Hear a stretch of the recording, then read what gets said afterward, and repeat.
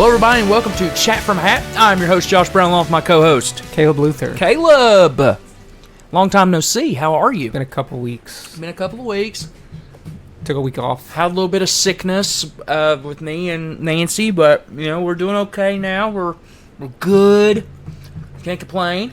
What about you? I'm good, yeah. It's hot today. I think today's the hottest day of the year. Buddy. We're at about 91 today. And I'm like and that you little- all have no I'm like AC that little at the boy. moment. I'm like that little boy that is the meme where he says, I feel it. Yeah. That is me right now. A little hot in here. A little warm. But like you said, it's a throwback to when we used to do the podcast in the apartment. Yeah, and it would be hot all But it would summer. be absolutely ungodly. But puts us back on our roots is what it does. Luckily, in my apartment, we just put in a window AC in mine, so I won't be as hot. It was miserable last night. It was super hot. I was like, something's got to give. Okay, I can't Luckily- live like this again. Luckily for us, we have our ceiling fans going, and we also have me too, the fans that we brought from the apartment. So it's bringing it down just a little bit, but you know it's still a little warm. Yeah. But our landlord is sending some people to fix it within the next day or two, so we can hold out for a little bit until. No, we can't. As Nancy said, no, we can't. Yes, David and Crystal, if you are listening, Nancy cannot. Please help. Yeah, Riot. the heat's a weird thing. I'm not sure that you ever get used to the heat, because I went several summers without AC, and you would think I would get used to it, Absolutely but no, not. my quality of life Drastically. rock bottom. Yes. And then the second you just get like a sliver of AC, it's like, oh, huh, You know the thing of it is happiness. Well, it's not only that. It's when my body gets when I feel it's different. If I'm like freezing cold, I'm just freezing. I'm shivering or something like that. But sometimes myself, when I feel I'm getting so hot, it feels like my body's changing. Like it literally feels like my body is trying to shut down itself. Does that make sense? Yeah, you get drained. You can notice a big difference because I've been trying to do more push-ups for the summer, but in my apartment when there was no AC at all, I'm like, I feel like I can barely do my normal amount because it's so hot. I'm so drained. Then if you get just like a sliver of AC, it's like, okay, I got that You're energy. good. I got that energy back.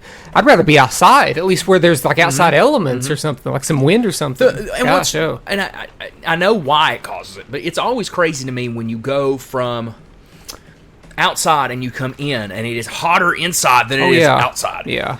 Oh, Like yeah, they say, dude. hot in the shade, man. Awful.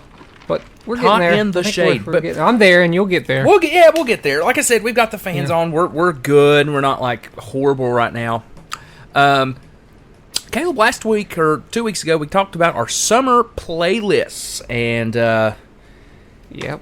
have you had any change on your summer playlist? Have you had anything that you think you would put? I made a personal playlist for myself. Yeah. And put those songs on it and put a bunch more, probably about Yeah. 50 more songs on it, because it's endless. Honestly, I could put endless amounts. Would you of songs. say it's an endless summer? endless summer? No, I'd say it's an endless bummer. It's the last Because song it's all yacht rock. last song on the White Album by the Beatles. By the No, by, Yes. by Weezer. But yeah, we're back. You know, Nancy's back with pepperoni. new episode. I don't even think the people know what this next episode's about. They don't, because We we never didn't talk talked about about it. We drew it like a couple of days later because we didn't have the hat. because we forgot whatever our guy's hat Yeah. name is. Chatty. Chatty, as Nancy gets in the fridge as we're recording here in the kitchen, and you could probably hear. Well, no, don't leave the pepperoni out in the heat. It's okay. It'll get all greasy and Everything's nasty. okay. It's a big bag of pepperoni. Everything's okay. Anyway. It's all okay. But yeah, we talked. We decided to draw from, and I'm not actually going to post the title of the episode in the description like I always do. We're just going to call it the mystery podcast. Since we didn't- episode. Since we didn't announce it last it. week. It's not a big deal. It's not a big deal. It's not a big deal. It's more literally so just a something regular that we drew. episode. Yeah. Yeah. We're going to talk about our favorite modern artists today. Now, Caleb, you gave us a criteria. You gave me a criteria of artists, and I did not follow your criteria. I'm sorry. I'm not sure if I did. I did follow your Okay. criteria quite a bit. But the criteria is they have to be post 2000, 2000 and on. 2000 say and this on. century. So or- so and we decided on five bands. yeah, Okay. yeah, 5. Before we start that, is there anything going on in the entertainment world? Because we didn't really catch up. Yeah, I know. We didn't catch up. I think we just wanted to get the what the episode was out of the way since it's not Yeah. going to be in the title. So You know, now we'll do our little. I'm not catch-up. sure if there is any. Must I mean, I've watched so much the past week. Mm-hmm. A lot of stuff that I just rewatched, but also watched some new stuff. But you know what I rewatched over the last week and a half? What's that? I rewatched 2 Adam Sandler movies, and I don't know why. I don't know what. Did you watch possessed Happy me. Gilmore? Because we kept making jokes when we were putting the AC unit in about Happy Gilmore. I did watch Happy Gilmore, but I watched The Waterboy about a week before that, and I have a scorching hot take. I am not saying this to make you nervous or anything, Uh-huh. but I hope and pray to God when we go back to your apartment that your AC unit's still in the window, because I'm sure it is. I'm sure it I is. looked That up- thing's not I going looked up, anywhere. Our AC window unit's supposed to be slanted, and it said yes. The man doesn't trust me. I did. He doesn't trust me. We tried to move that thing, and it's good. But Yeah, I watched. clearly. I watched The Waterboy and Happy Gilmore quite a bit apart, though, like a week or so apart from each other. Mm-hmm. I have a potentially scorching hot take. You do not think The Waterboy is as funny as people make it out to be? think Guess the- what? I don't either. I think The Waterboy is funnier than Happy Gilmore. And I don't know why. I was shocked by this revelation. I was surprised by how much I laughed at The Waterboy. I think Happy Gilmore, it might be better, but I think Happy Gilmore takes a bit for the. I think whenever Ben Stiller shows up is when you get like your first like actual gut laugh for the movie. I think too, if you're, and we could do an episode on Happy Gilmore versus The Waterboy. I mean, we I think talked when about you, Adam right, Sandler. I think when you look at Happy Gilmore is like Adam Sandler in almost every movie he's in. He's not playing playing angry. a character. He's angry. He's actually he like commits a lot of crimes. Right, and Like he beats up people, like assaults a lot of right, people. and then but in The Waterboy, he's just He has an anger streak in that too, but it is kind of different. He's more lovable. He's more likable. Right. Yeah. The anger streak is just when he's provoked. When it comes to Happy Gilmore, It's like he just nothing. has anger management problems in Happy Gilmore. He's like ridiculous, dude. Yeah. He like throws a guy through a glass door at the beginning of the movie. I mean, he for like nothing, yeah, for real. and also he beats up a clown. You know, the clown needed to die. Clown needed to die. But I think here's why I think that's because I think that Adam Sandler is one of the and I love Adam Sandler. I think he's not particularly funny in Happy Gilmore, and I think it's the surrounding pieces. Yeah. In Waterboy, I think it's a complete group effort. I think Adam Sandler has a lot of funny lines. In the Oh, he does. like excuse me, ladies, I'm gonna go hang myself now. And the whenever he has a black eye after playing football, and his mom's like, "Did they ever find that gorilla that escaped the zoo?" He's like, "No, mom, the search continues." There's just so many funny. There's so many funny parts, and like Yeah. Kathy Bates is gold in that movie, man. Like Oh yeah. early on, She like chews up the scenery. when she's in early it. on, Like without Bobby question. Boucher, Adam Sandler's character, just says something back to his mom, like very lightly. It's like, "Don't you dare talk back to me, Bobby Boucher."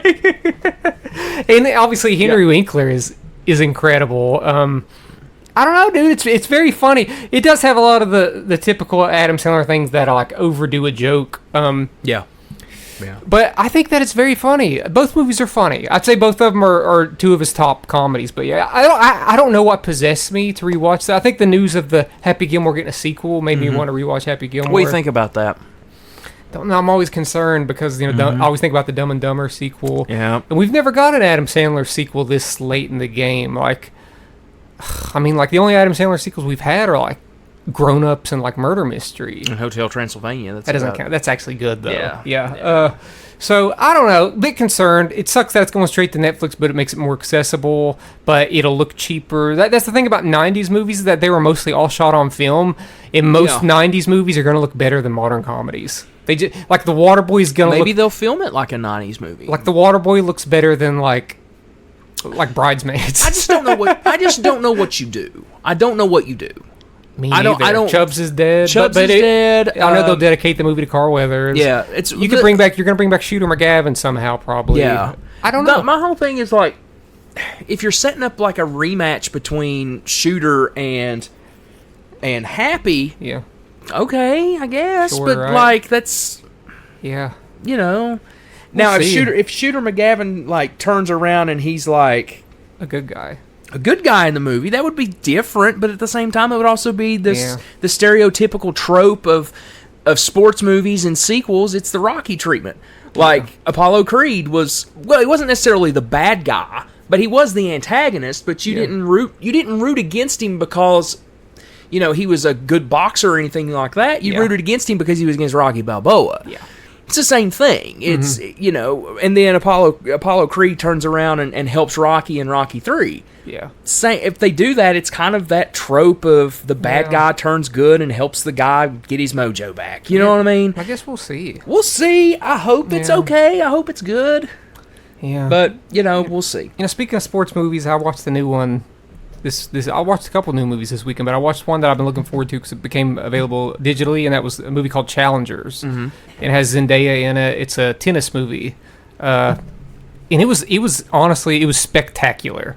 It's crazy because Zendaya is in the two best movies of that I've seen this year so far, and she's amazing in both. But yeah, I don't know, that movie had a certain energy to it, and tennis isn't a sport that I particularly like. Yeah, but I can say easily this is the best tennis movie I've ever seen, better than King Richard. That's all I really got to go by. I don't know what else there is. Well, speaking of movies, we heard a rumor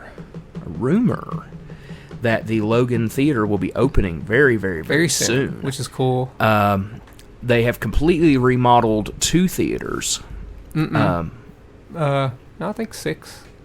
I'm just saying, like from one.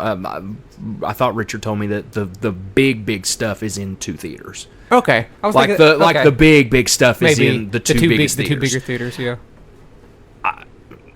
I don't have a problem with the 2 big theaters getting all of the big stuff because it's going to be. That's where the bigger blockbusters. Yeah, are be and we're going to be for a place that complains. I'm talking about Logan. A place that complains that we don't get the best things, or we don't have new things, or we don't have this or that. There's no excuse now not to go to the movie theater in Logan with all of these remodels that they're doing. They're also remodeling the. They'll no longer have the light bars that tell you where the movies are. Those will actually be TV screens now. They've rewired the whole place, is what Richard told me. Awesome. Which, that's awesome to me. I mean, a complete remodel of a theater costs money, folks. It's not cheap. So whenever the theater opens back up, I definitely need to go. Well, I fully expect.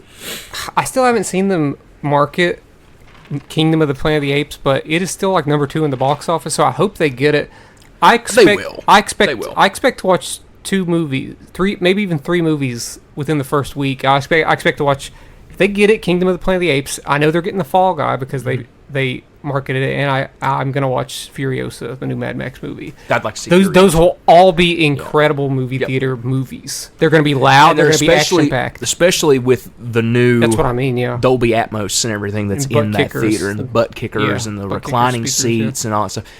I'm excited. Man, it's really coming awesome. Right in the nick of time with Deadpool coming out here soon, and Inside Out too. I'm not going to put Inside Out as a big, huge blockbuster, but it is. I hope Inside Out's good, dude. Me too. I really do. Break the Pixar sequel curse that has affected all of them except for Toy Story. I'm very nervous that it's going to be meh. I do. I'm very nervous about it. If there's one Pixar movie that could use a sequel, I think it's Inside Out. Yeah, since there's so many new emotions to cover. Yeah, the story is there. Up, you just got to execute it. Yeah, for sure. And it depends on if they can or cannot execute it. And it's not a hard story to tell. Mm-mm. It's not. We've all grown up and experienced different emotions and anxiety and depression and all of that. There's no reason as to why you can't tell us a thought-provoking, invigorating story around that because everyone's lived it. I think they'll get it. Yeah, they'll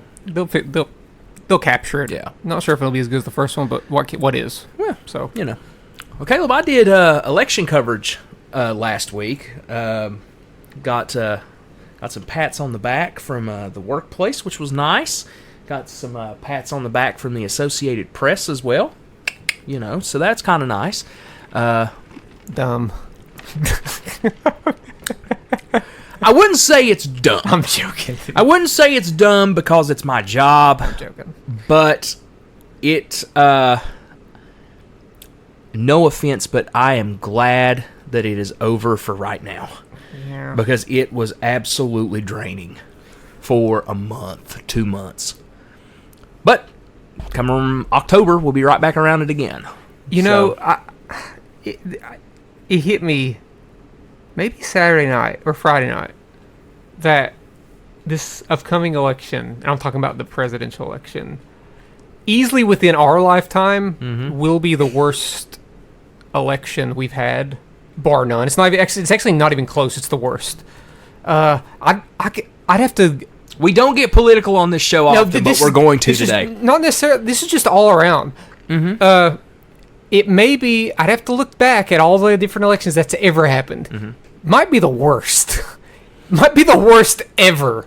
Like the fact that this is what we got after. I mean, God, it's actually like remarkable in some sense that this is what we have done. This is what we've accomplished in 4 years. Then we're gonna have the same people that ran last time. It's actually insane. And I make an argument that last time it was one of the worst, if not the worst. So it's so yeah, it's just crazy. It kind of blew my mind, and I already know it's not gonna affect me as much as it did in 2020. I already know that. Like it's just not.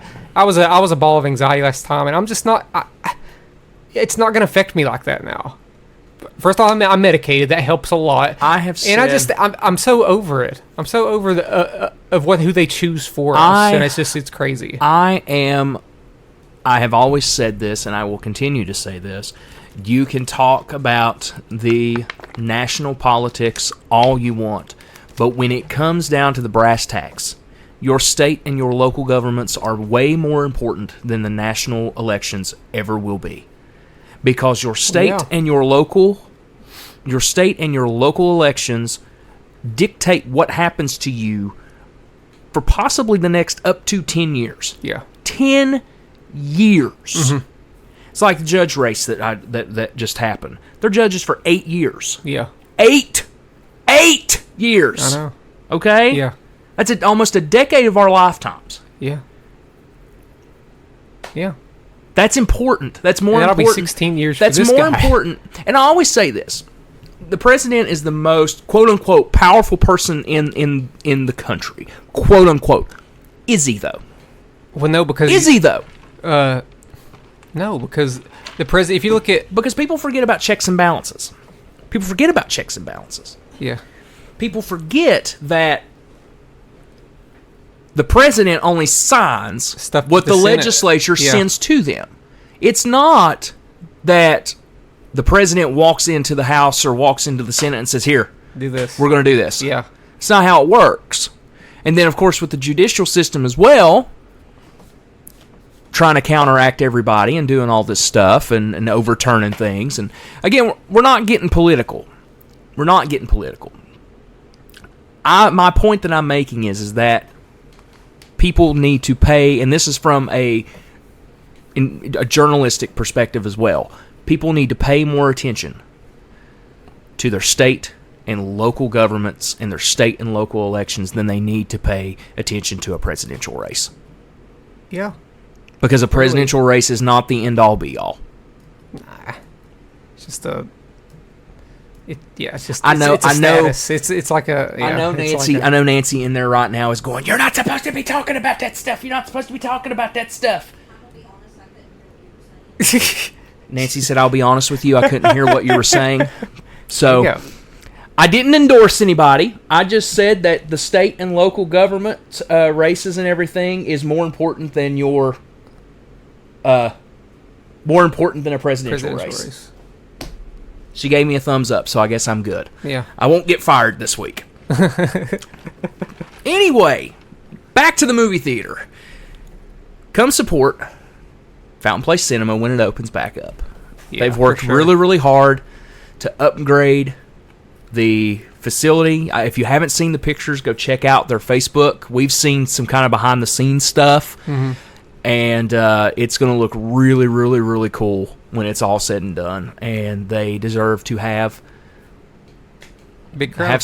Have a big crowd, and hopefully courteous crowds. I don't want bull crap. Okay. Okay. I don't want people getting too lax now. Well, here's the thing.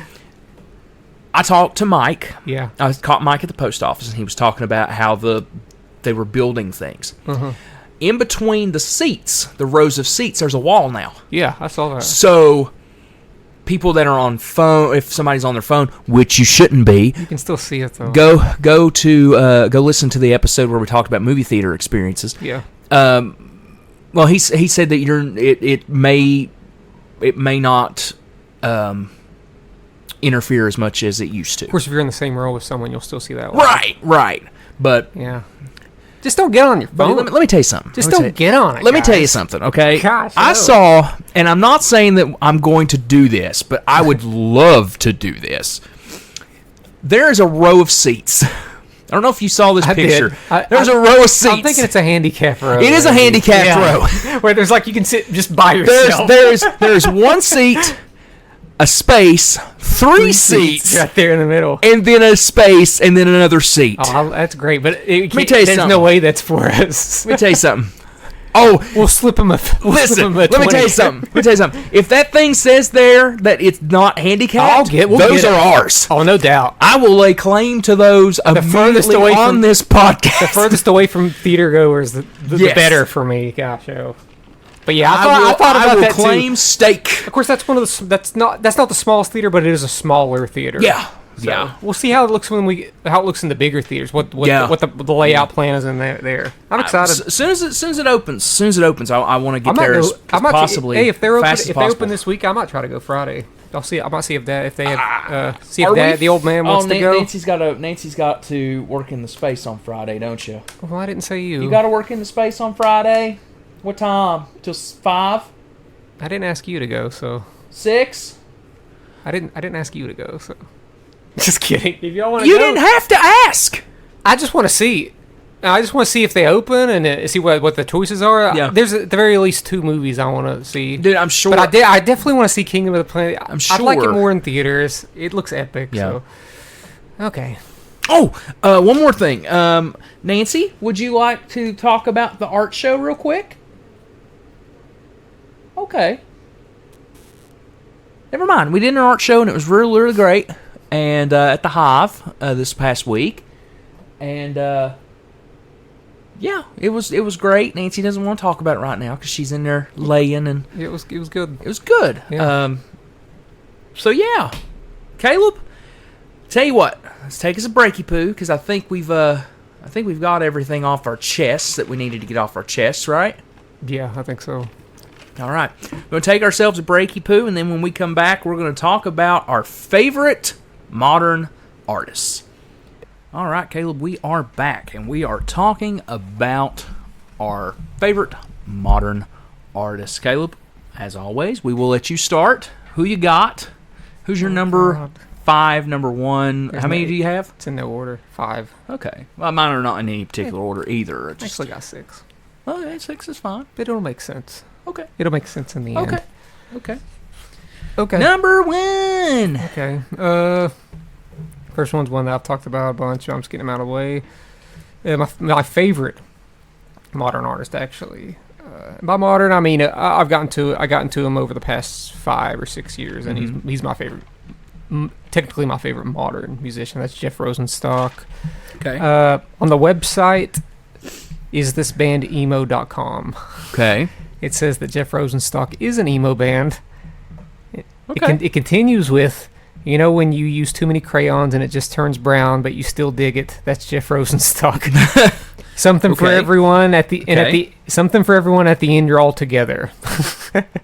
Prior to his solo career, he was the frontman in the punk/ska bands Bomb the Music Industry and the Arrogant Sons of Bitches. He's also the composer for the animated show Craig of the Creek, which was on Cartoon Network. Yeah.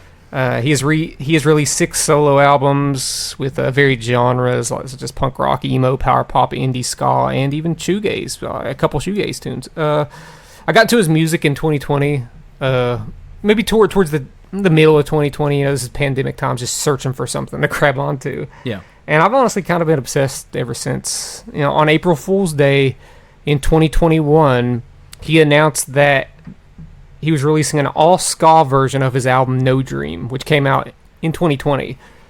And was that real, or was it just an April Fool's joke? It's going to be called Ska Dream instead of No Dream. And then proceeded to actually release it on April 20th. Well, there you go. It was crazy. This is not an April Fool's joke. I can't believe this is real. A lot of people prefer that over the actual. I don't. Because that whole album of ska, it's great, but I'm like, oh god, I need more. I need the punk rock. Yeah. He's a wildly unpredictable artist, not only in his sound but with his releases too. I believe his album Post, which came out in 2018, just randomly came out on New Year's Day. Just randomly, didn't even announce it. Just came out on New Year's Day. I've only been able to see him live once so far, at the tail end of 2021, and a lot of masks, a lot of. I was one of those people with it. It was a scary time. Then I got COVID. A month later. You got it from that show, didn't you? A month later.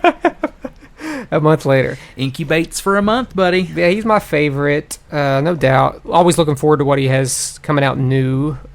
I'd say the top songs that I would recommend people in order to understand the artist is his songs "We Beg to Explode," "USA," and "Soft Living." "We Beg to Explode" is like a sincere kind of song that explodes, like, I know it says explode in the title, but it does. USA is an 8-minute long psychedelic punk rock song that has like progressive elements in it. And Soft Living has that really like grungy and fuzzy sound to it. It honestly kind of sounds like Weezer, like Pinkerton era Weezer, but a little bit more complex. So I think all those songs represent different varieties of what he can contribute as a musician. Okay.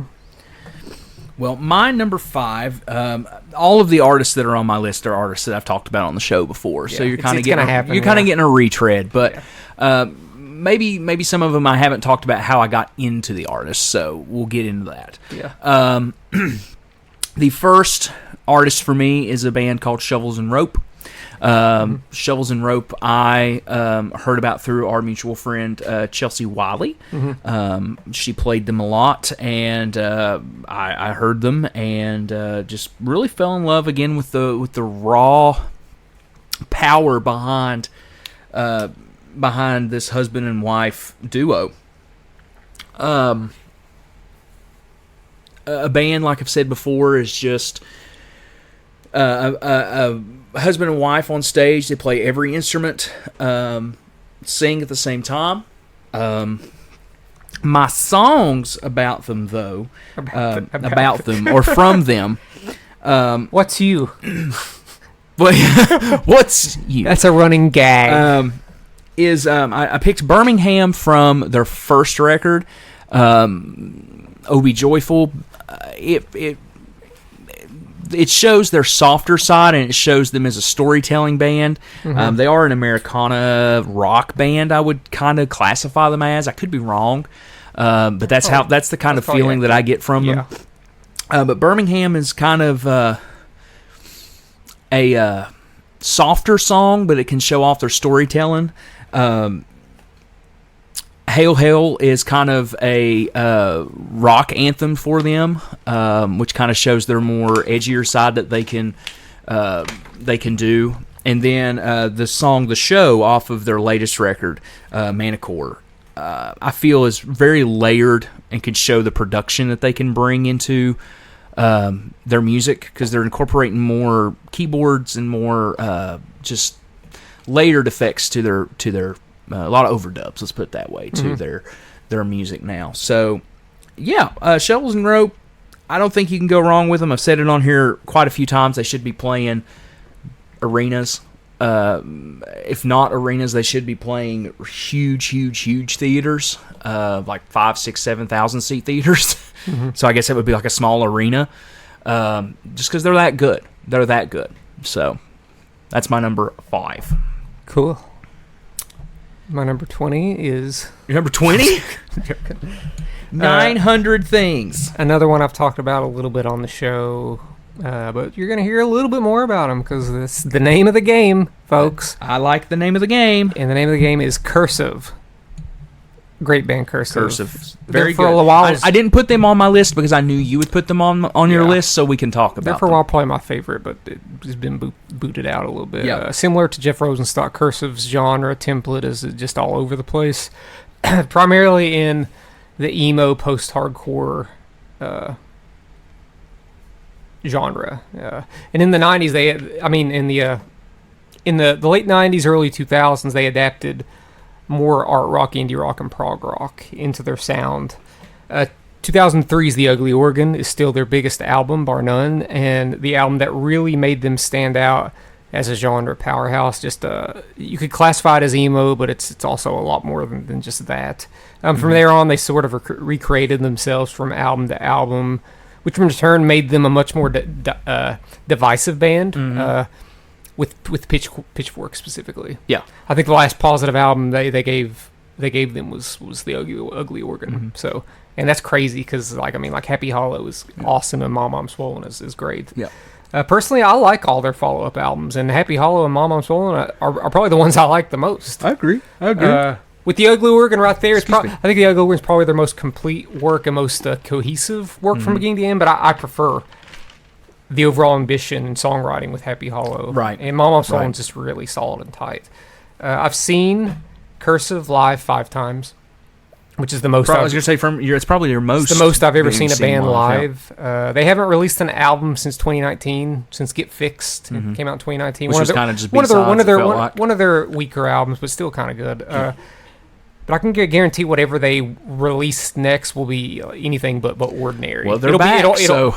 Well, they've always been back. I know. I'm just saying, but they just haven't released. They just haven't released anything, and I think they haven't toured in a while. It'll come soon. But I think it'll come soon. I know they were toying around and playing a couple new ones live. It sounded like Cursive. So that's all you can ask for. Songs that I would recommend to understand the artist is their song Driftwood, colon a fairy tale. Just a weird, but very melodic and soft and kind of creepy song. Yeah. Dorothy at 40 from Happy Hollow, definitely a lot more their progressive rock and just like very fast and upbeat, weird time shifts. Yeah. And their song From the Hips, which is just a very subtle and simple indie rock tune, but a very sincere, and it hits hard, especially that trumpet solo. It's that mandolin, man. Is there a mandolin in From the Hips? He plays it in the video. Yeah, there's horns. Yeah, the horn section is great in the middle of the song. So. Yeah, that's it. I've seen Shovels and Rope 3 times. If we were talking about that, I forgot about that. I've seen Shovels and Rope 3 times. Okay. If we're throwing in the times that we've seen them, Caleb, my next artist is a band. It's actually not a band at all. It's a lady, and her name is Brandi Carlile. Okay. I've always said it, and I've said it on here numerous times. Brandi Carlile has probably the best voice out there today. Strong. It's so strong. She can control it so well. Her range is just ungodly. Yeah. I discovered Brandi Carlile through Rock Band, actually. Really? Mainstream Kid was on Rock Band 4. I want to say that I had heard of her before, but not to the degree of going out and listening to her. And the first album I ever listened to by her was Firewatcher's Daughter. Still my favorite record by her. Seen her once because she's one of those type of artists that only plays certain shows every once in a while. You know, like she'll do it. Like she did her last tour was only 15 dates, maybe. And luckily, it just coincided with me and Nancy being on vacation and was able to go. But as far as songs for her goes, definitely Broken Horses off of the new record, In These Silent Days. It's just fantastic. Fantastic song. Shows a rockier side that she can do. The other song is The Joke, which, if you've heard it... That was the first song I heard. Yeah, if you've heard it, you know it. If you haven't heard it, go listen to it because it just shows the vocal range that she has from her almost her lowest register to her highest register. Yeah. And the other song was the eye from Firewatcher's Daughter, which is also fantastic. But it kind of gives you a little bit of perspective of the different styles that she has too. Mm-hmm. I don't think you can go wrong for her. I would say from Firewatcher's Daughter on, all of her albums are solid from there on, but there's some good stuff off of those earlier ones too. Mm-hmm. The Story has some real good songs off of it. So definitely, if I was telling you to start with a record, I would tell you to start with The Story probably and go from there. But I mean, the last In These Silent Days, By the Way I Forgive You, and The Firewatcher's Daughter are like peak Brandi Carlile as far as songwriter, vocals, all that. It's just, they're fantastic. Yeah. You want to take a little break before we get into our Breaky Poo! last few here? Hot potato. Caleb, we're back. We're back. We're back. The next artist, The Wiggles. The Wiggles. No, but it does start with a W. Fruit salad. It does start with a W. Yummy. Is it Weezer, Caleb? If it's Weezer, I'm going to slap you. I'm going to backhand you. They'd fit the profile. They don't fit the profile. They came out in the 90s. It's not about... First off, okay. So later, I might be... Okay. Don't worry about it. Don't worry about it, Josh. I took it... Okay, hold on. I took it as the band had to start I took it in 2000. I took it as the bulk of their work happened post-2000. Oh, well then... Too late now for you. Too late, I guess. See, But my next this one- is what happens. But my next... So Nancy, we were wrong on it, by the way. What was I wrong on? I didn't Yeah, what was she wrong on? Yeah, Josh. Josh sitting there thinking about it. Hey, what's your number 3? Luckily, that one does not apply to this one because it's Wolf Alice. Oh, okay. Uh, Okay. Thought she's gonna pull these- out Weezer, and I was gonna No, Sir? Weezer's not on here. Okay. These next two artists are artists that I got into by total accident. Mhm. Wolf Alice was opening. I don't know if I've mentioned this on the show. I might have. Can't remember. Uh-huh. They were opening for the band Silver Sun Pickups, which is the band that I was going to go see. Yeah. And I'd be lying if I said I knew more than a couple songs from Wolf Alice at the time. Yeah. However, But they blew you away. However, after watching them live, I was blown away. Yeah. And immediately liked them more than the headliner, which was Silver Sun Pickups. And I still do to this It's day. crazy how that happened. Just better. They're just better. Yeah. Since then, they have put out quality songs on quality albums, covering a wide array of genres such as alternative rock, grunge, shoegaze, dream pop, folk, and even punk. Their most recent album, Blue Weekend, which came out a few years ago, is to me their most complete and best body of work to date. I've been able to see them twice actually, and it was incredible both times. Dare I say, life altering? It wasn't, but it was very good. It could have been if you believed in It was yourself. very good. The 3 songs I'm choosing, this first one's from their debut album. This song's called Fluffy. It's just, I think it captures that intense sort of grunge. Not necessarily grunge, but definitely a 90s alt-rock feel to it. The next song is Heavenward from their second. See, I'm picking a song from, they have 3 albums, I'm picking one from each album. So they made it easy on me here. I'm picking their song Heavenward, which really captures their dream pop essence. And I'm picking from their latest album the song Feeling Myself, which is a mixture of both the quiet and the loud bombastic sound. Yeah, they can just kind of do it all. Excited to see what they do in the future. They're just, they can do anything, I think. And that's Wolf Alice, sir. Not Weezer, but Wolf Alice. I am done. It is your turn. All right. So, we are getting into the meat and the potatoes We haven't had a meat and potatoes in a while. of the episode. And again, I've talked about this group at least 5 times.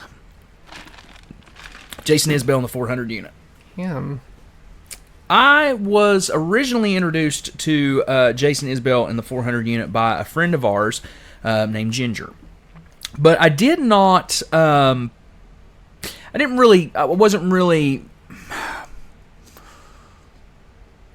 at the time, like Americana, rock, folk music, stuff like that, I wasn't really into. I wasn't feeling it. Like, it just didn't click with me.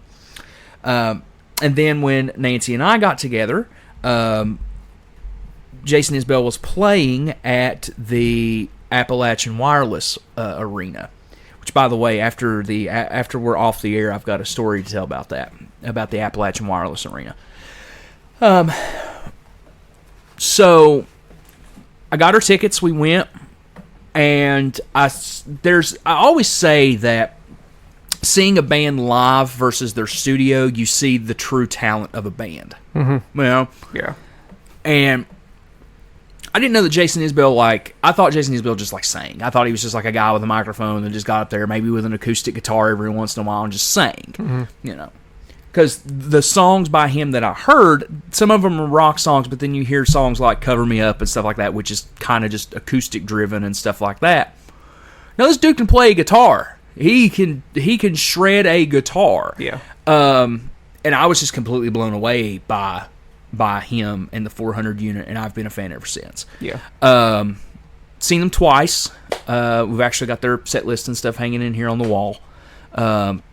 And just absolutely blown away by them. Mm-hmm. Songs, for sure, that you should listen to is Last of My Kind from the Nashville Sound, which I've talked about on here before, which is kind of, it is the more acoustic driven songs, but it's very story driven. All of his songs, I would say, are story driven songs, but they're introspective as well, which is nice. I like when an artist does that. And then the second song would be Miles off of Weather Vanes that just came out last year, which is like 8 minutes long. Mm-hmm. It's 8 minutes long, and it's kind of like, it feels kind of like, and I'm not saying this to compare the two or anything, but it feels like a day in the life. It feels like two songs, completely different songs, and then by the end of it, I see my microphone, by the end of it, it brings itself back together to one song. Yeah. So, very cool, very, I don't want to say it's prog Americana, but it can have its tendencies to do that, just with some of the things that happens in the song. Because there are some very vast tempo changes and things in it. And the last song is If We Were Vampires from Nashville Sound as well.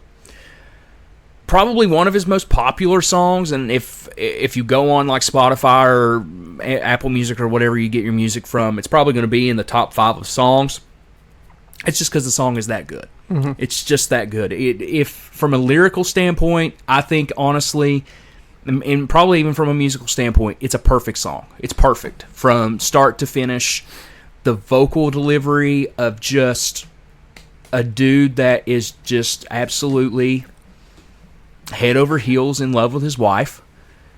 And maybe I have a personal bias because it was my Nancy's wedding song, maybe. But, yeah, I mean, I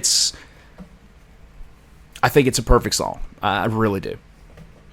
That's it for me. All right. Cool. That's it for me.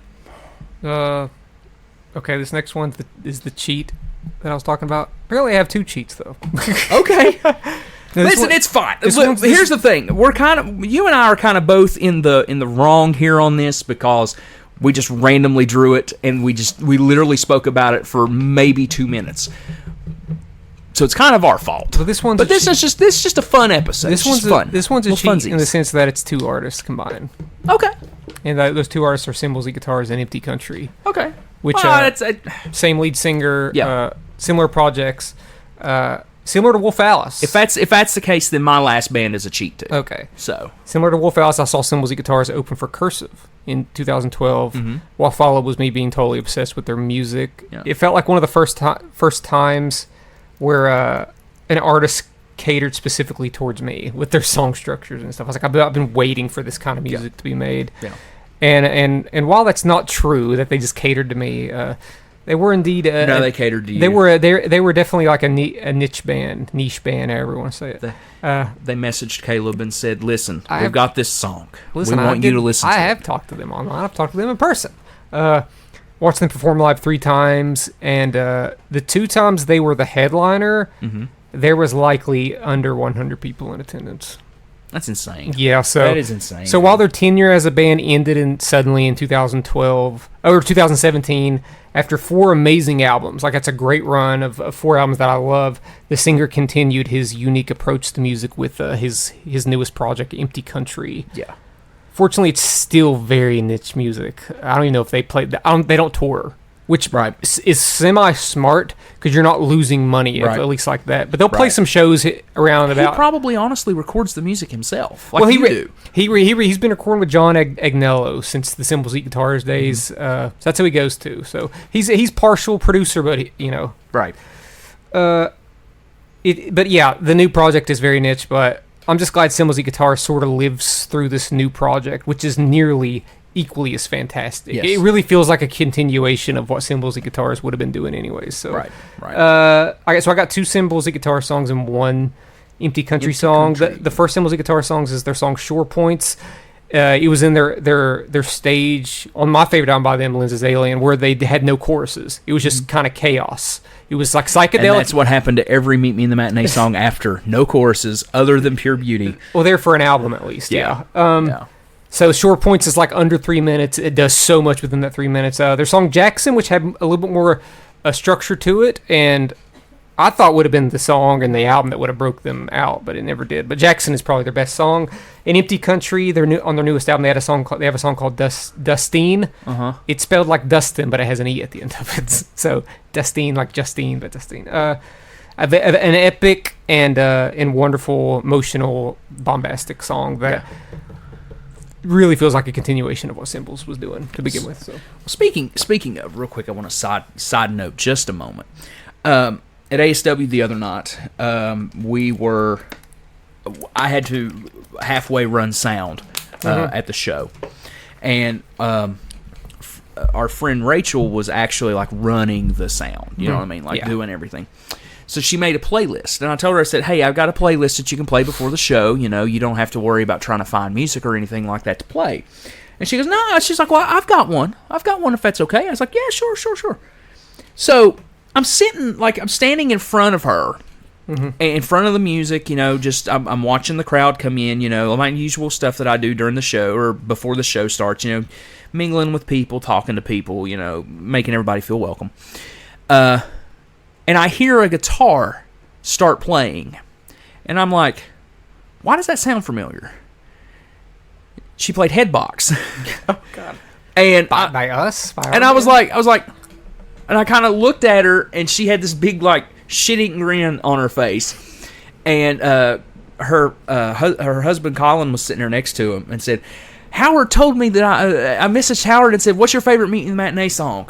Or like, "What's your favorite, like, you know, local music songs?" And he put that song on that playlist for her. And not to toot our own horns, Headbox is a damn good song, dude. I like that one. It's a damn good song. Yeah, that's one of my favorites. And when I was hearing it like come through those big speakers and like being blasted out into the middle of the thing, I was like, this song shockingly works at a wrestling show. Really? With the way that it the way that it was produced. The way that it's the way we it's didn't produced record it that way, but it ended up being that way. Right, I'm just saying the way it's produced and the way it's wrote and the way that it comes through the speakers, like having like some hard moments and kind of like some smaller tones and or some lower tone through it and everything. Yeah, sure. Especially that middle section. Yeah. Dun, dun, dun, dun, dun, dun, dun. Listen to Headbox by Meet Me in the Matinee, guys. It's one of our best ones. Dun, dun, dun, dun, dun, dun. Not a chorus inside on that one. What was funny is I immediately went, like, when they started playing, I went up to her and I went, "This song was a bitch to record, by the way." It was easy. Was it? I don't remember. I don't remember that much either. It was for Nathan, yeah. Oh, no Click Track McGee there, you know. We used Click Track on that album. Did we? Yeah. Oh, it was the. We stopped using it after that. Yeah. All right, what's your number 2? Sure, yeah. Number 2. Well, it's 4. 4, yeah. Dang it. Whatever. Sorry, I was gonna go from top to bottom, but I went from bottom to top just because. My next artist is no surprise. It is Miss Taylor Swift. She has made my list. mine. Jesus Christ, That's Caleb, stop. That's whenever the CD gets stuck. The CD gets stuck and you're just... So, my first introduction to Taylor Swift was the Reputation era. That's not true. No, it was. No, because we knew the 1989 songs. We used to have to play them all the time when we were DJing. Right, but I'm just talking like... Well, no, I didn't start DJing until after... We didn't start DJing until like 2018. Buddy, I wasn't. We were playing those Taylor Swift songs in like 2014, 2015. Buddy, you DJ'd with us in 2015. I do not recall this. Dude, we recorded some. I remember we DJ'd some bangers, man. We DJ'd the Harley Davidson shop. We DJ'd like we played old music. We played oldies. We DJ. Oh God, Josh. We DJ. Oh Josh. Do you guys have any Skinner? These bitches want to dance. That was after I wasn't there for that. But we DJ'd. But case in point. We DJ'd a bunch of... Your timeline is all off. I don't think so. You were DJing in 2014, 2015. I stopped DJing around 2016 or 2017. My first true recollection of seeking out Taylor Swift, that's what we'll do, okay? Sure. Was Reputation, okay? I do remember Shake It Off and stuff like that and hearing it, but not necessarily seeking it out to listen to it. Okay. But the first Taylor Swift song that I seeked out that popped up for me was the classic track, Look What You Made Me Do. I immediately stopped listening to Taylor Swift right after that. Because once that song... I don't even think I made it through the song. I still think it's the worst song that she's ever recorded or released. I do not really think it is. I really think it is. Yeah, it probably is, yeah. It's not good. It's not. It's not. But... I literally threw Taylor Swift to the wayside. Had nothing for her. Anytime someone brought up Taylor Swift, I made sure to bring up Look What You Made Me Do and how terrible the song is, because it is that bad. But then when Nancy and I got together, and COVID happened. Oh, God, not that. What? COVID, yeah. When COVID happened and she released the Folklore album, and Nancy and I listened to it while we were in lockdown, pretty much. So anyway, sorry about that, folks. We had someone come and look at our AC unit, so we had to take a little small breaky poo again. Unfortunately, it is unfixable right now, so we're going to be hurting for a little bit. But that's okay. Podcast still rolling. So Taylor Swift. Heard Taylor Swift, like I said before, and then we ended up listening to Folklore while I was working from home. And I was like, is all of Taylor Swift's songs like this, like now? And yeah, so I mean, I thought Folklore was really, really good. I thought Evermore was really, really good. And then just started to go back and listen to some of her old stuff through Nancy, and I thought Lover was a really, really great album. It's my favorite album. So yeah, it made me a Swiftie, I guess. So yeah, 3 songs. Saw Taylor Swift once. Seen Taylor Swift once, Eras Tour with Nancy, which was fantastic. Probably, I've said it before, and I'll say it again, probably the best concert I've ever seen in my life. But if I'm picking songs, Cardigan is the first song from Folklore, because that was the first song that I really gravitated to on Folklore, that I thought was a really, really good, structured, good sounding song. And Lover, of course, because, it's the best song on that record, probably.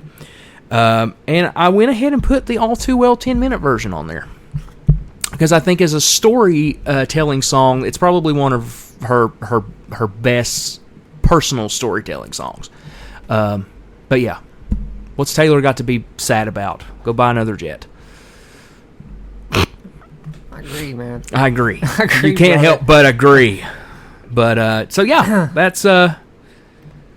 that's my number 4. Number Caleb, 20, what's your 20. number 20? My last. Number 20. This is my last one.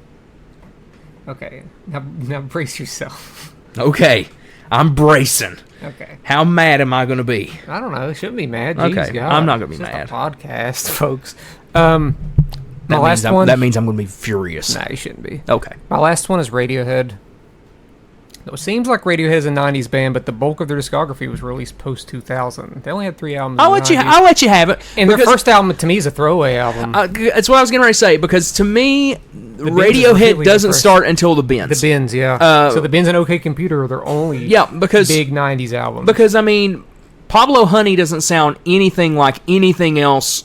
The Bends is the closest, and the Bends is a lot more. It's a lot more than Pablo Honey. Yeah. I know Pablo Honey has their biggest song.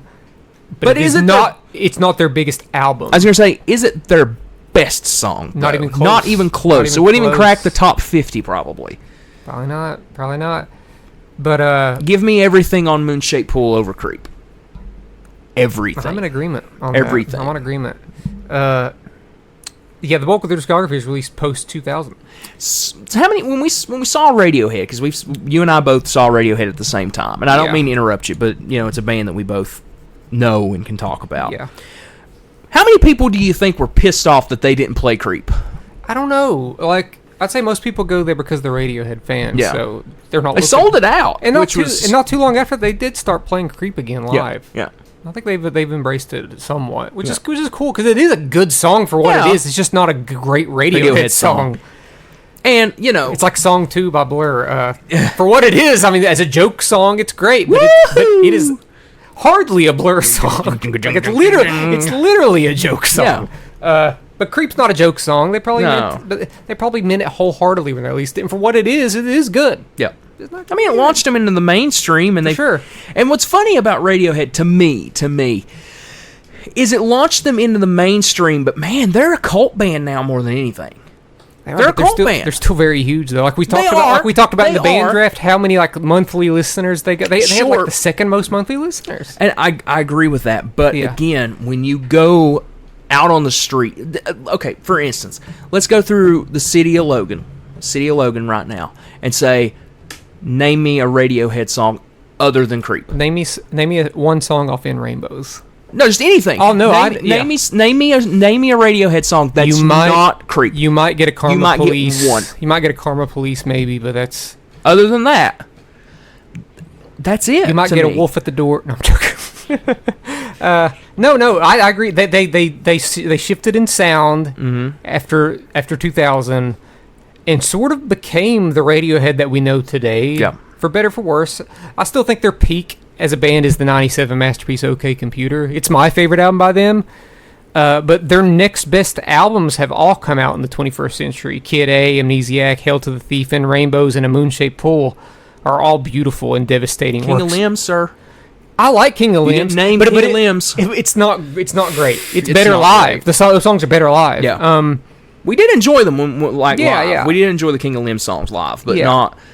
A lot of people claim that In Rainbows is actually their best album. Yeah. I think to me it's their second best album, and I put A Moonshaped Pool at third for me personally. Yeah. I think it's a beautiful album. It's my favorite album. And if that ends up being their last album, it's a good close. But I'd like to see them release another album. The Smile will have to do for now. But yeah, love Radiohead. I don't see Radiohead's such an odd band too, because I'll put songs on playlist and I skip them every time because they are not a good playlist band. They're a band that you got to just sit down and listen to the whole album.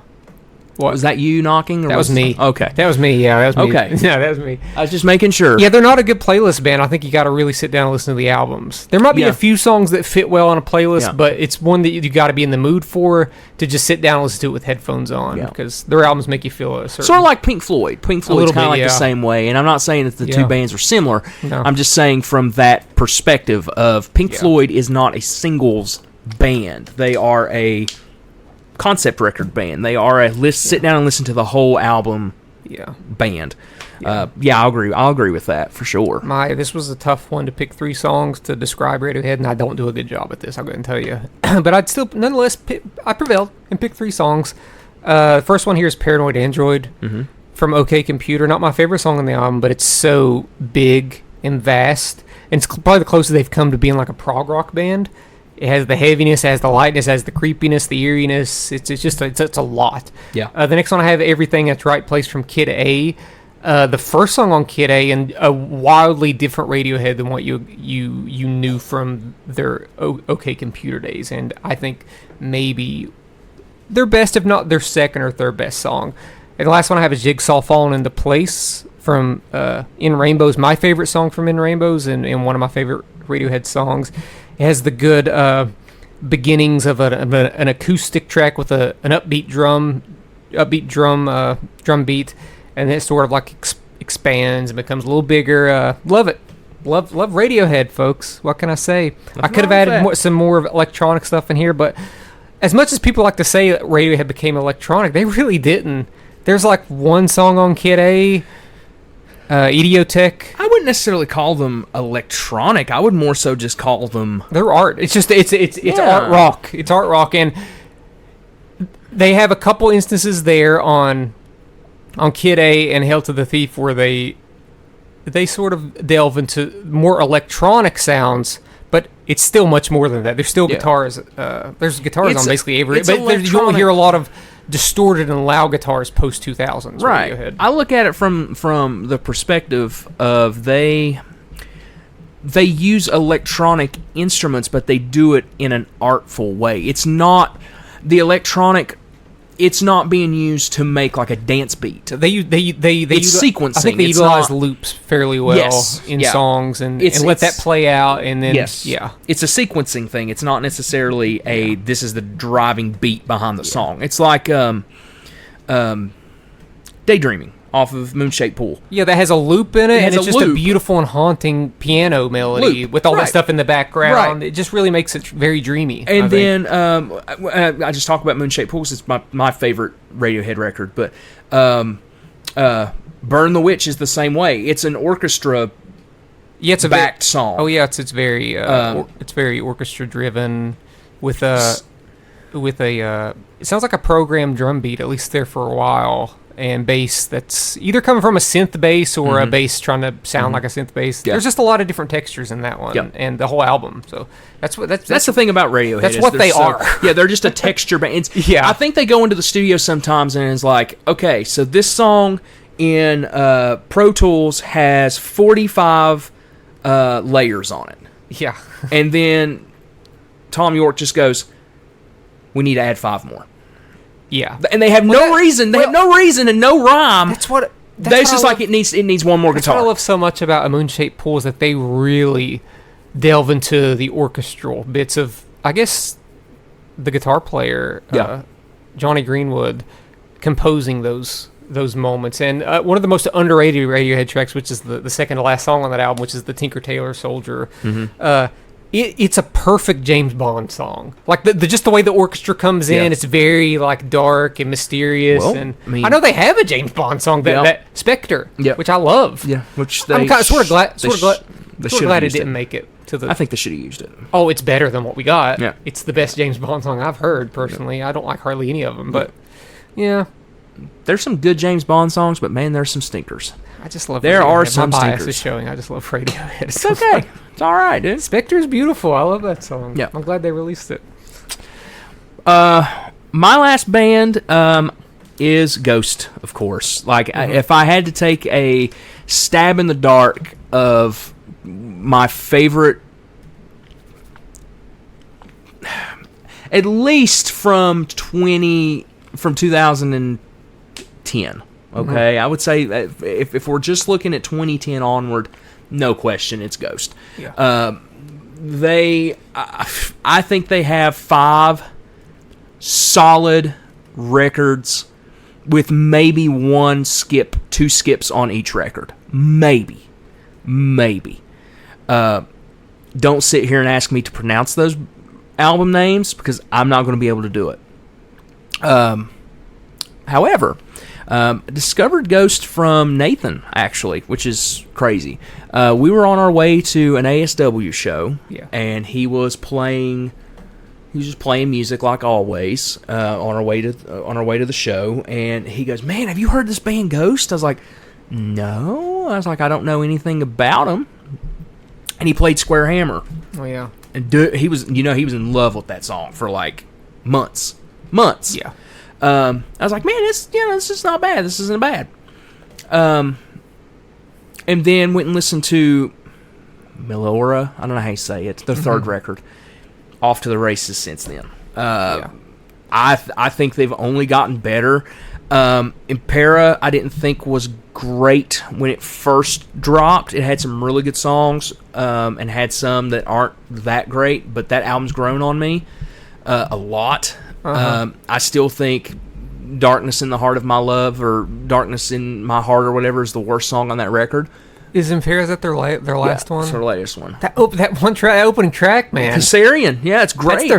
That's on my list. That's my favorite Ghost song. Dude, it's great. It is in your face. I hope they play that in that concert. Oh, it'll open the show. It opens the show. Does it? Oh yeah, it opens the show. Oh, that's the best Ghost song, dude. If it don't open the movie, that was something else. We got tickets to see that. That's gonna be June.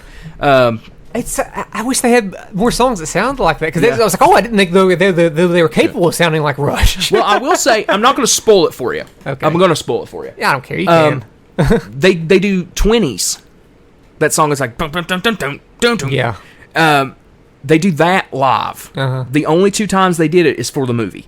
So, and they apparently have a bunch of like skeleton dancers and stuff on stage. I don't love that song, but that'll be cool. I did not like that song when it first came out. I'm still not grown into on me. It reminds me of like Avenged Sevenfold for some reason. I wouldn't say that. I mean, apparently I became Arnold Schwarzenegger just now. Avenged Sevenfold's more theatrical moments, like A Little Piece of Heaven, stuff like that. Okay, I mean, sure, but maybe it could grow on me. But I like that album, the album before their newest one, the most. Prequel? Yeah, I think Prequel's the best. I think those 2 instrumental numbers are phenomenal. Yeah. I like Misama, I don't know how you say them, folks. I'm Southern from the country. I cannot say these words. But the saxophone song is the first fantastic. The second one, I like the second one more. It's okay. I like it more. But then it goes into Life Eternal, and that's just amazing. That's a great song. So good. Yeah. But then it's got the song, Caleb, though, that you say sounds like a Weird Al song on that record. It does. Which it kind of does. The beginning, the first vocal lines kind of sound like it kind of sounds like Weird Al a little bit. It's not that the song sounds like Weird Al; his vocals kind of sound like it, which isn't a bad thing. No, not for you anyway. You love Weird Al. Weird Al, folks. But no, I would definitely, without question, say Ghost is my favorite modern band. Yeah. I mean, I've got the Funko Pops, I've got shirts, I've got, all that. From a modern band, they are the band that I own the most of. Which is crazy, because I only own 2 of their records. Yeah. I don't own a vinyl collector. I have not bought all of their records yet, just because I'm always looking for something else. And I know where they're kind of the newest band that I really listen to. I'm not going to have trouble finding those. You know what I mean? Yeah. But I do have their last 3 anyway. Yeah. And I actually I did pre-order the soundtrack to the movie. So I will have that live album. On a scale of 1 to 10, how doctored is it going to be?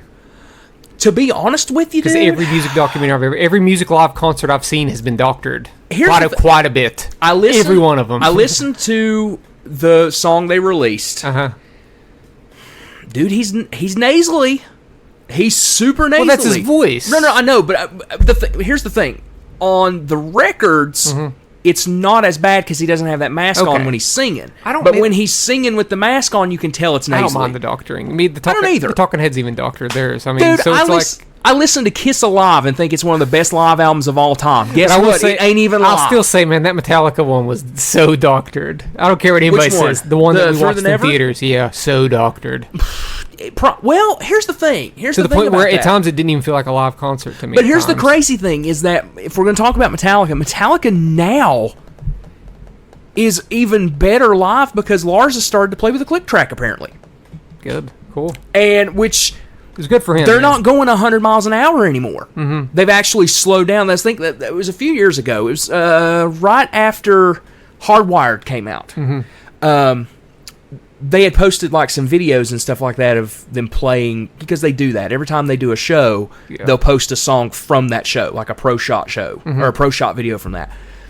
And people online and even me, I was like, they've slowed down a lot for a thrash metal band. And I'm sitting there going, yeah, they've slowed down and it sounds 1,000 times better because Lars isn't like going at the speed of a nuclear warhead, and daggone James isn't having to like downstroke 1,000 miles an hour to keep up. Yeah. I think they're better sounding live now than they were back in the late 90s. That's good. That's just personal opinion. Now someone, oh, how dare you say that? How dare you? How dare you? Live shit is the best live album of all time. You know what? You might be right. You might be right. But I think they sound better now than they did back then in a live setting because they've actually kept up a steady pace. There you have That's it, folks. Josh hates Metallica. Oh, yeah. Definitely hate Metallica. 3 songs. Ritual from their first record. Mm-hmm. What was the other one? Square Hammer and Kassarian from the new record. Yeah. Talking about Doctored, though, real quick. To me, I don't care. It's whatever. I don't care. Movie, it doesn't matter. So it's like it's a movie. It's a movie. Yeah.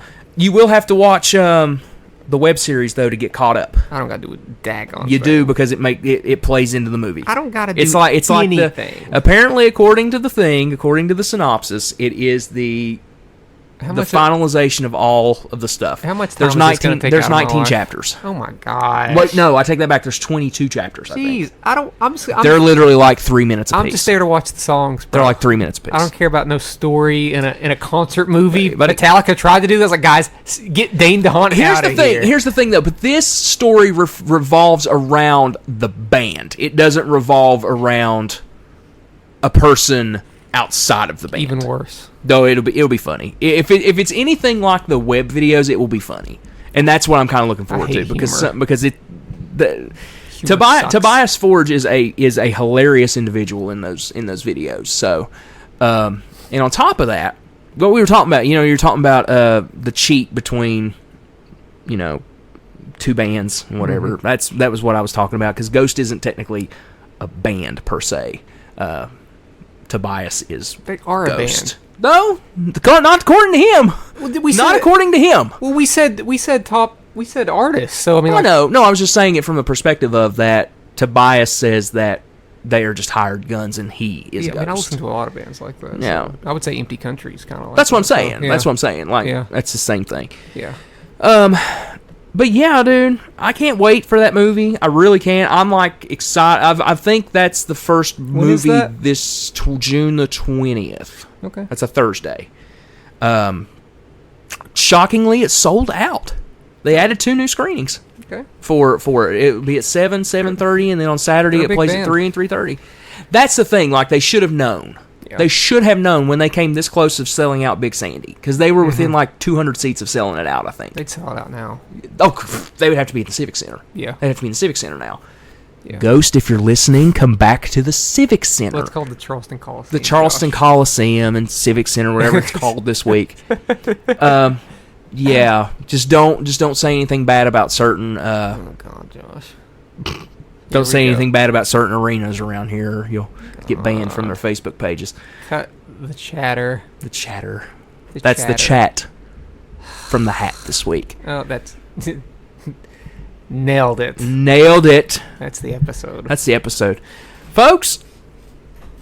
What are some of your favorite modern artists? What, I had to think for a moment. Folks, what's happening? My mind went quicker than my brain or my mouth would. Folks, what are some of your favorite modern artists post 2000 onward?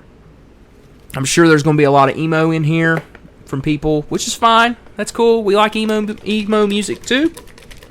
Caleb, what is our topic for next week? I'm drawing it.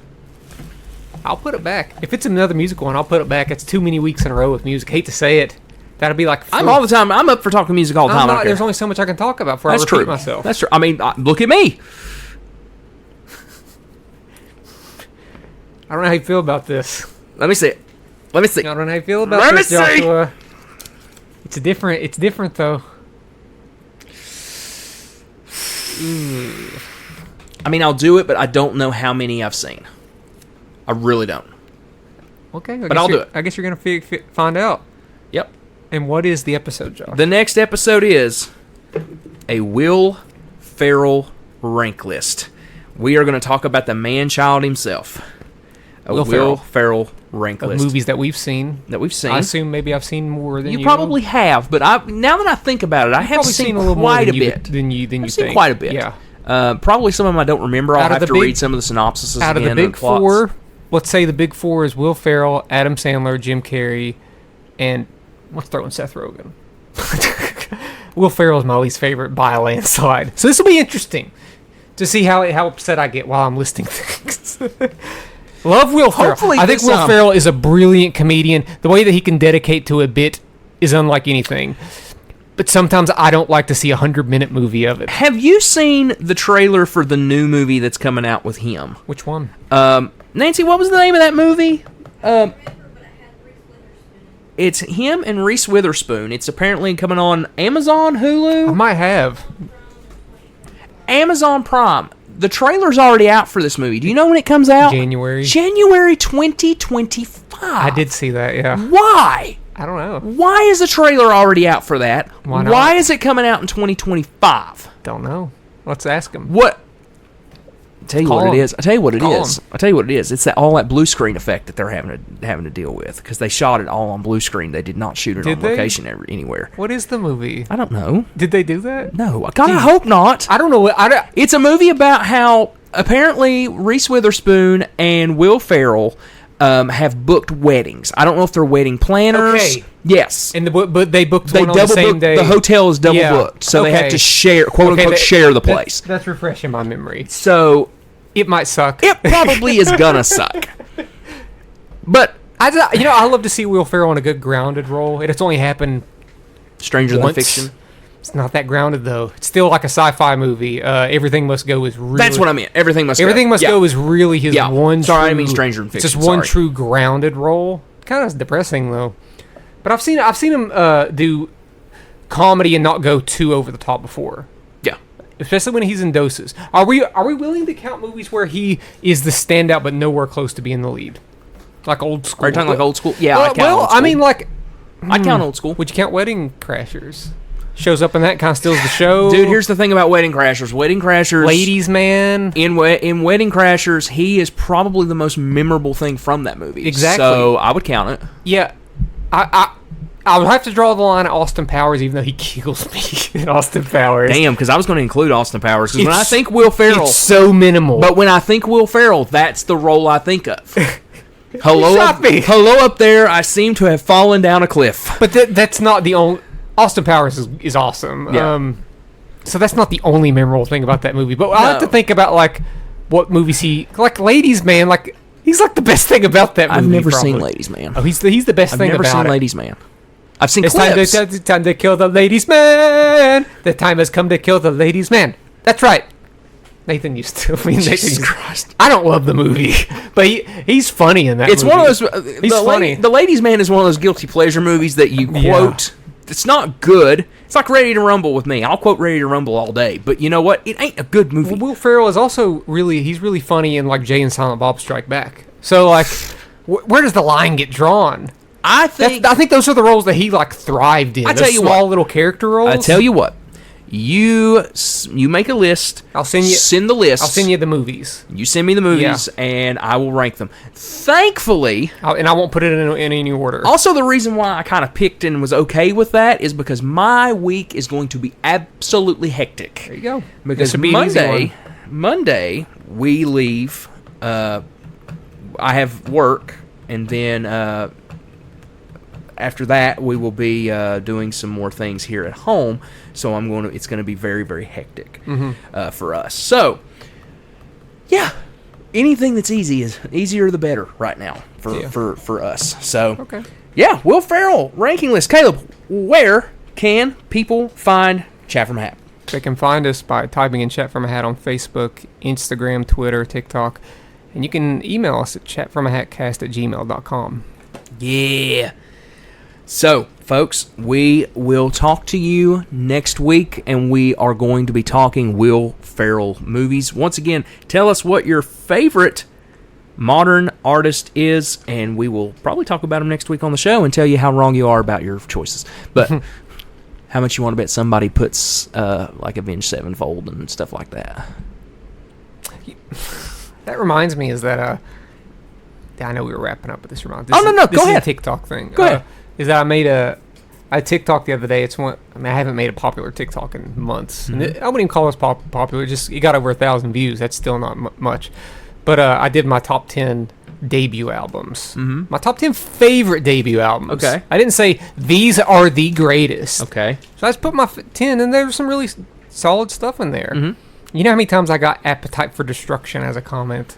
Dude, don't even get me started on Guns N' Roses. That Boston don't album. Get me started on Guns that N' Roses. Boston debut album. I was like, guys, I'm sorry. Okay, but here's the thing. These ain't gonna make my top 10. I'm sorry. I don't think Boston is a good band. I think they're a band with one good album. Let me tell you about and guess what it is? Their debut album. And I don't even name me another Boston song, anything. And that album is far from perfect to me. So, and I don't like Guns N' Roses. So sorry. Yeah, I'm not a fan of Guns N' Roses. Don't care. I'm gonna keep my I'm gonna keep my REM on there. I don't care about Guns N' Roses. And in my opinion, Guns N' Roses has Appetite for Destruction, and that's it. I put Weezer on there, man. Blue Album, sick, love it. Yep. It's great debut album. Good, yeah. I think it's better than Appetite for Destruction. I haven't seen it because I rarely get on TikTok, but I posted it on Facebook, but I just I posted my 20 on there, so it was a little bit more vast. So yeah, that's it. That's all I had to say. You were missing.